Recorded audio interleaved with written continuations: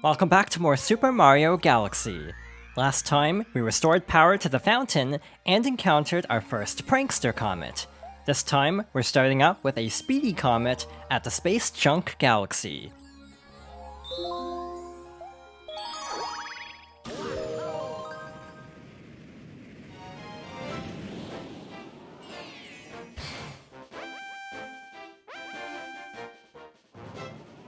This is the Polestar Path Speedrun.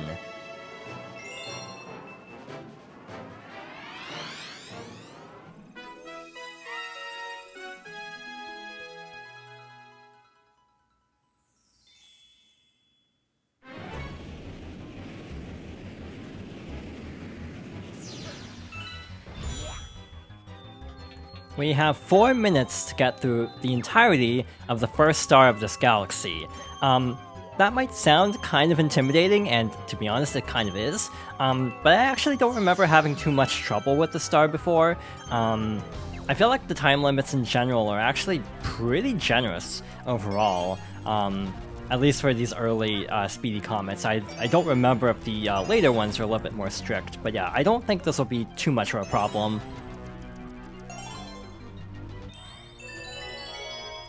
Alright, so there's our launch star.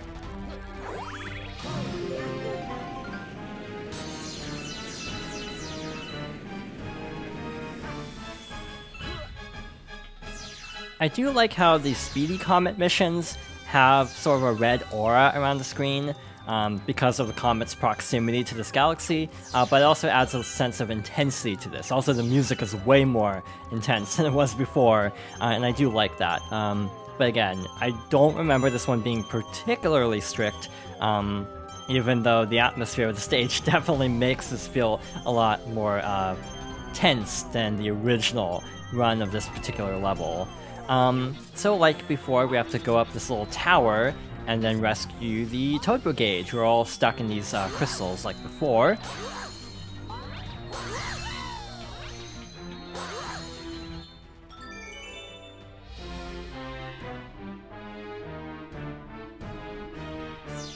And the ship lets us reach the Sling Star.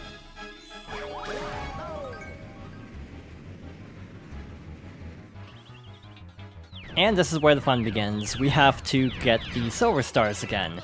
I'm actually going to leave coins on purpose to give me a general idea of where platforms will appear. Obviously that's not required, but definitely, in my opinion, makes it a little bit easier. I am taking my time here because, again, Luigi's physics are slightly more slippery than Mario's, and I'm afraid of careening right off the stage. So yeah, I'm trying to kind of take my time. We actually got here with like over 2 minutes, so that's plenty of time, even if we go relatively slowly and carefully. I say as I almost immediately fall off. Again, one thing I actually haven't been doing enough in this playthrough is spinning. Because spinning is actually really good for like course-correcting jumps, and with Luigi in particular, I definitely need to get in the habit of doing that a lot more.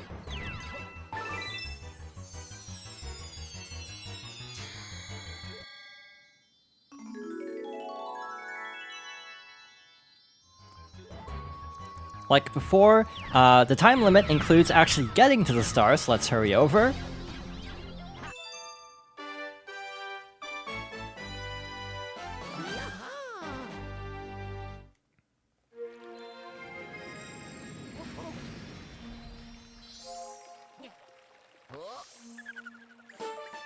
You got a star! Polestar Path Speedrun Space Junk Galaxy. High score updated. You increased your star bit count. You've discovered a new galaxy.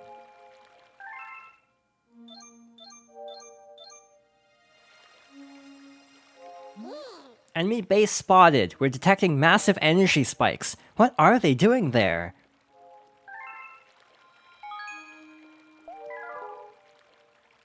When it showed the new galaxies that were unlocked, there was also a Prankster Comet in the terrace now, so let's go over there.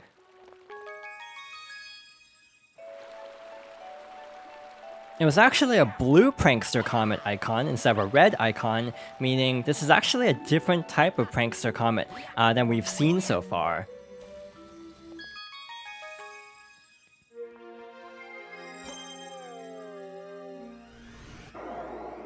There is a cosmic comet in orbit around the Hive galaxy.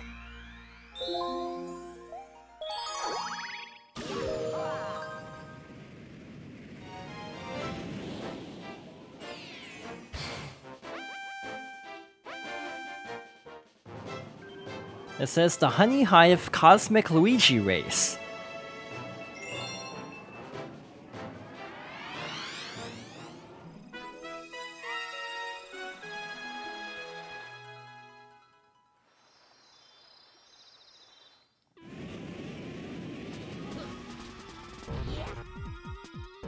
Alright, so as we make our way forward through this starting area,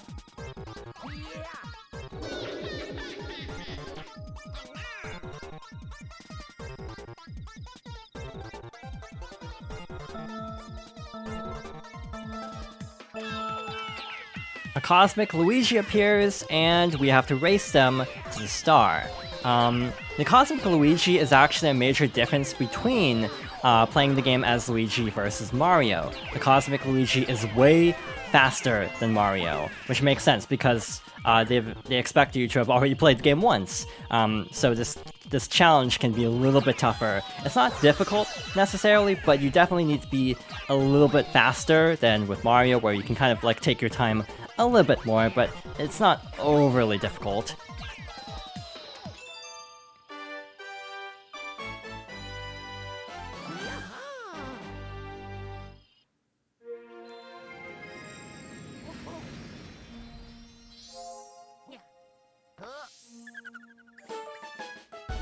You got a star. Hive Cosmic Luigi Race, Hive Galaxy. Increase your star bit count. And with that, we're actually done at the terrace for a bit.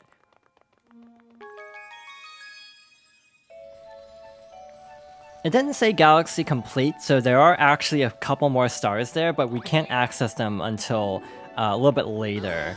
So let's head back over to the fountain for now.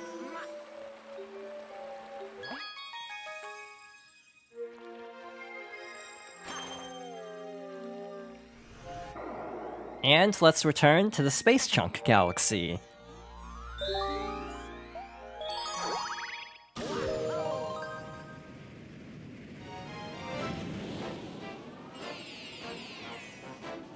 Next up is Tarantox's Tangled Web.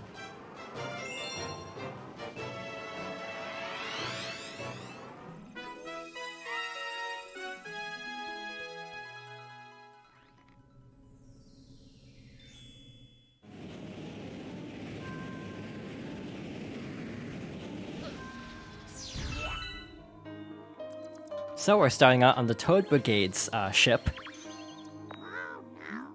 A brave brigade toad went to search for a power star. He went off to that planet and hasn't been seen since. You think he's okay? I guess we'll find out. In the meantime, let's use a pole star to get over here. We have a couple of enemies around, but let's actually skip past them for the time being, and use some more pole stars to make our way over to a different planet. So instead of leading us over to those spheres, they're now leading us over to this sort of glass planet with a hungry Luma. We'll talk to them later. For now, we should see a star somewhere underneath this like glass. So let's actually hop inside and see if we can actually find it. So obviously we need a lot of star bits for the Hungry Luma, which is why I will worry about that at a later time. And for now, we'll just focus on the original objective of the stage. A lot of stages do have like additional stars within, which is actually kind of interesting. And you can do either of the two stars in a particular mission out of order, which is nice.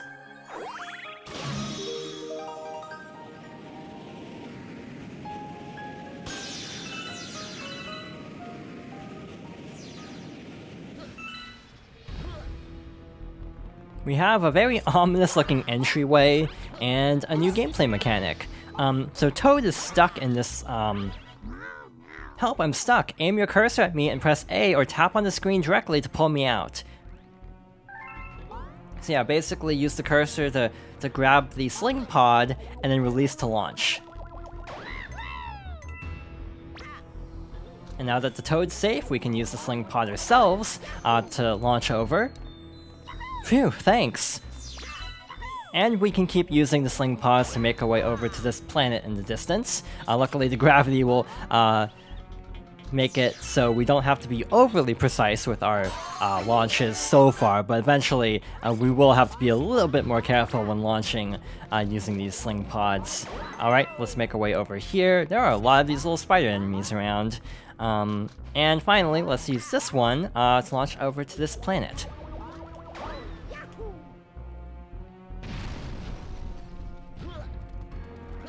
Inside the planet, we have this cocoon. I like how the web actually reacts to the cursor, actually. That's a really nice detail. But let's break this cocoon open.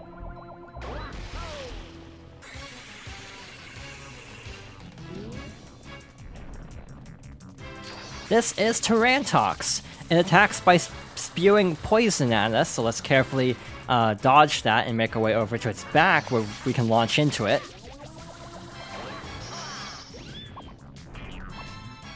And once it's flipped over, you have to attack the 3 weak points on its underside. This is timed, by the way. It will eventually get back up, so try to kind of hurry and break the 3 weak points as quickly as possible. I missed, which is not great.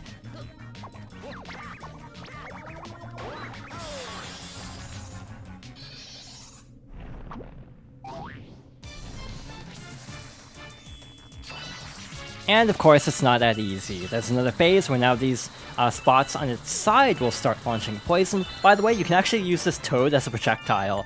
Like, if it lines up that you can actually launch the Toad into its back, I would recommend that.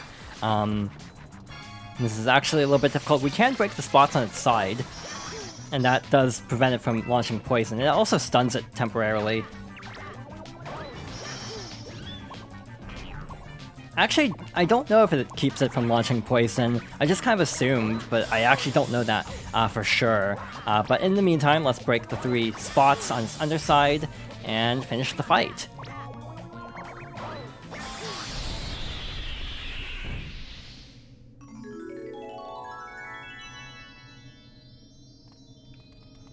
This is only a 2-wave boss fight for once. It's actually kind of rare in this game. You can also use launches to break these little stone slabs to get coins. I guess we can't talk to this Toad, actually. I'm a little bit surprised. But let's collect our star.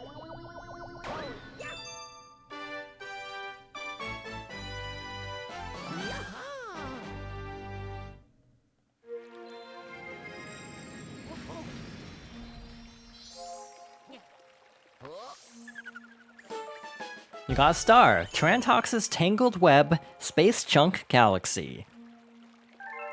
High score updated. Increase your star bit count. A hungry Luma has appeared.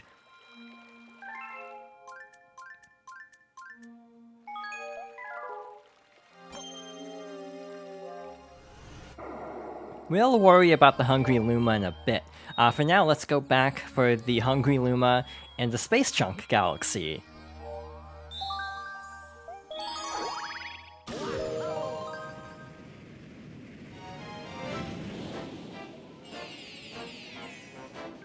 Once you complete a stage, there'll be a question mark to indicate which mission has the hidden star, which is Tarantox's Tangled Web.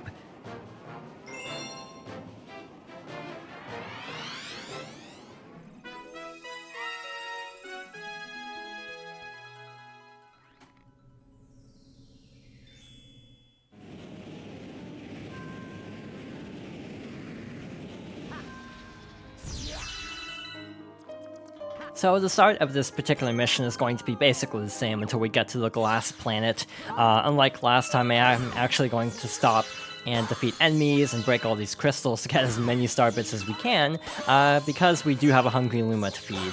And to tell the truth, I don't remember how much this one needs.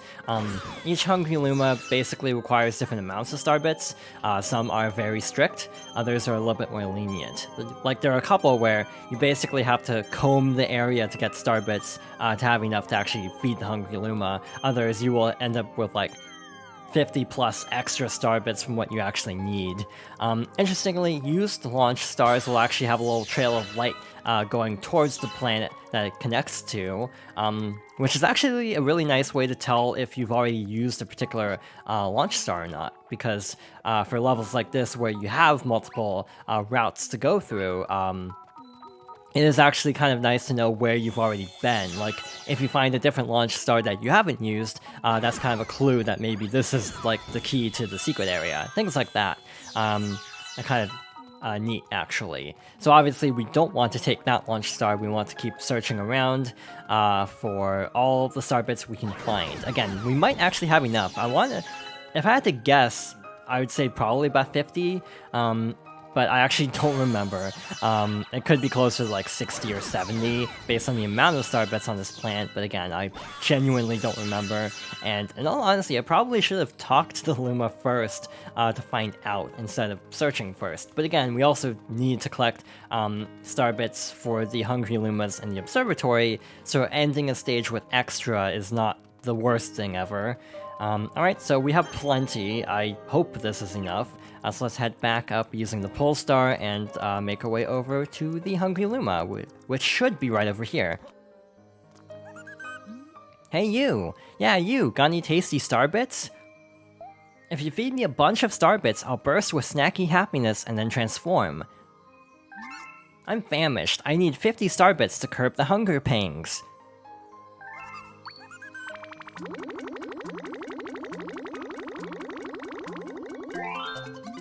That's it, I'm stuffed. Here we go! Transform!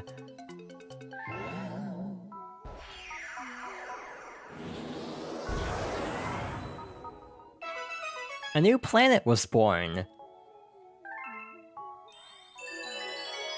That is a very interestingly shaped planet. But let's head over there.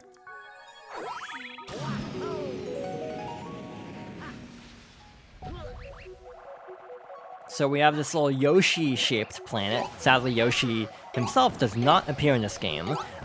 Yoshi will be saved for the sequel, actually. There is a combo counter, which is kind of interesting, so let's actually try to build that up. Never mind, I immediately failed as soon as I talked about it, of course.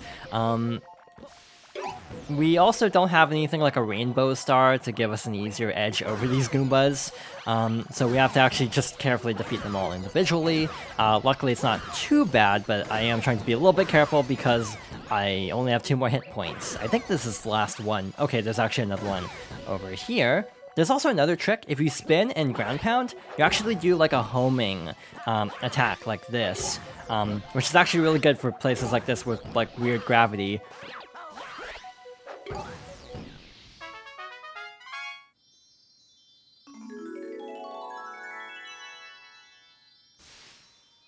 I'm pretty sure that move is never required for anything, but again, it can be helpful when you're kind of not certain about lining up jumps. But by defeating all the Goombas, we have another star.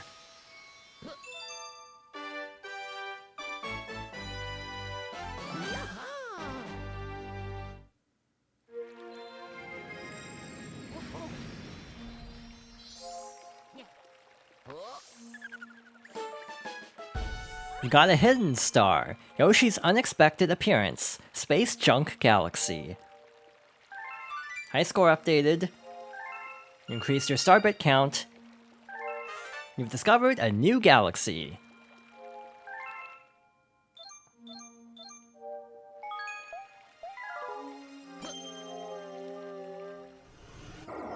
So we're completely done with the Space Junk Galaxy for now, so let's head over here.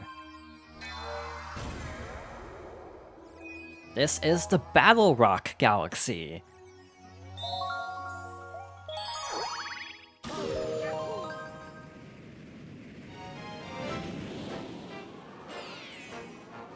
First up is Battle Rock Barrage.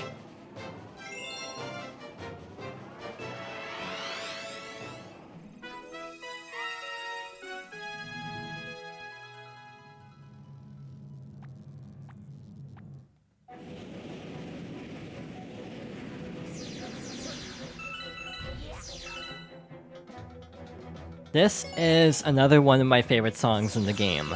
Unfortunately, I think it plays like in two major areas, and in both cases, they're in some of my least favorite actual stages, because of difficulty. We'll get to that much later. That coin revealed a bunch of smaller coins. We missed most of them, but again, coins aren't super helpful, so it's not that big of a deal.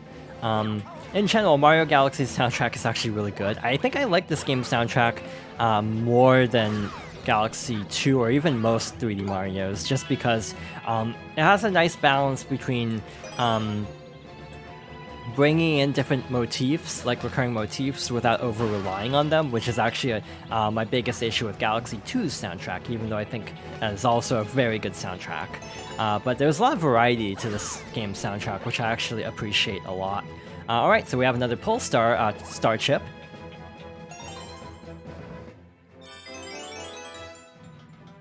And we can make our way over to the launch star.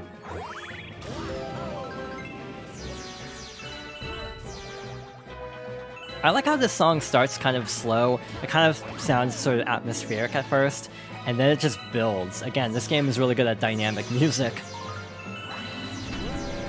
Alright, so we can use a spin to tighten up the screw, which will make the platform start moving. And yeah, things are starting to get a little bit more dicey here, because we have to navigate all of this.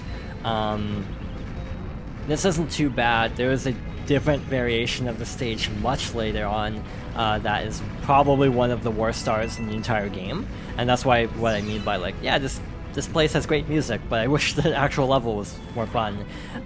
Because yeah, the music is great, it's just the level itself is kind of, I associate with very challenging levels. We have a coin here that actually turns all of the cannon fire for a bit into star bits, which is nice, or at least from those two cannons. So we're actually up to 70 star bits already.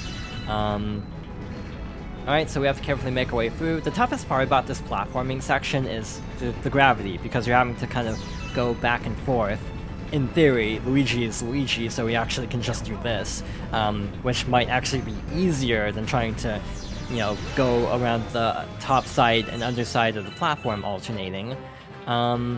We also have these two platforms that work similarly. There's a one-up down here, and there is nothing down here. Wonder if there will ever be something down there. Totally not foreshadowing. But for now, we have bullet bills again. So the star is in one of these little cages. We have to lure a bullet bill over, like so, hoping it doesn't hit anything on the way over.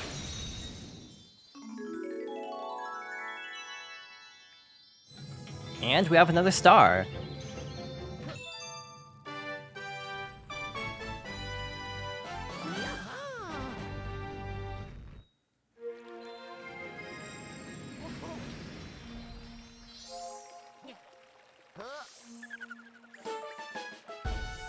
We got a star. Battle Rock Barrage. Battle Rock Galaxy. High score updated. Increase your star bit count.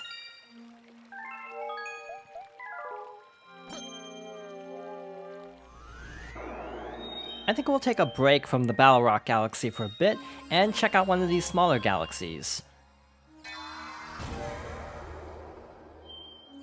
Let's try out the Rolling Green Galaxy.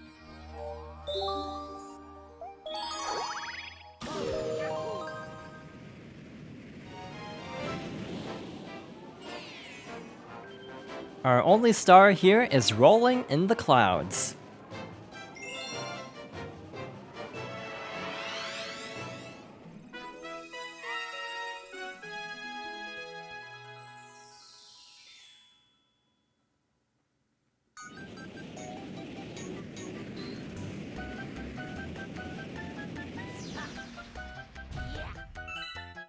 The star is right in front of us, but it's actually stuck in this ball, so let's hop on top of it. Hey now, if you're thinking about just rolling that ball away, you'd better listen to old Bill Board here. First, jump to get on top of the ball. Alright, you're on. Now try to match the guide on the bottom right. Right, that's it. That's what we call the basic position.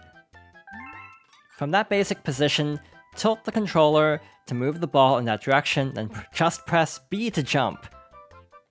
If anything gets in your way, smush it. Anyway, you'll learn more by doing it yourself. Good luck! This is fun, I say with varying levels of sarcasm.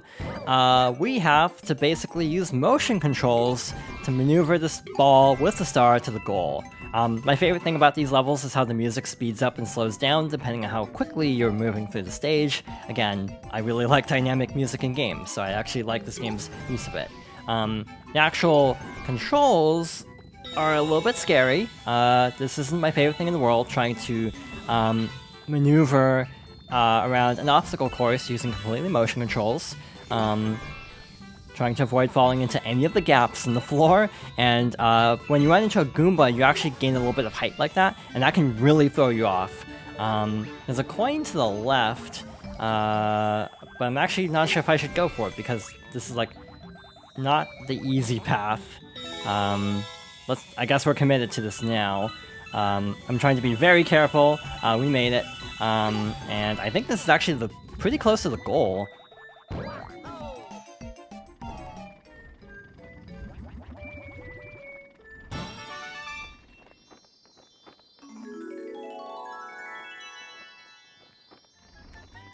That wasn't too bad. And for our efforts, we have another star.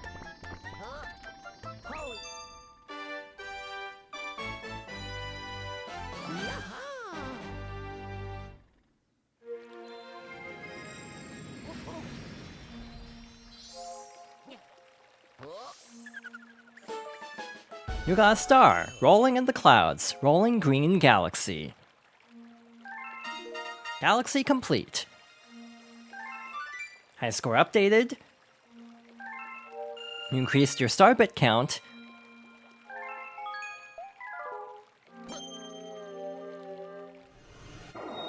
Alright, so we still have the rest of Battle Rock Galaxy, the smaller galaxy, and the enemy hideout in this area.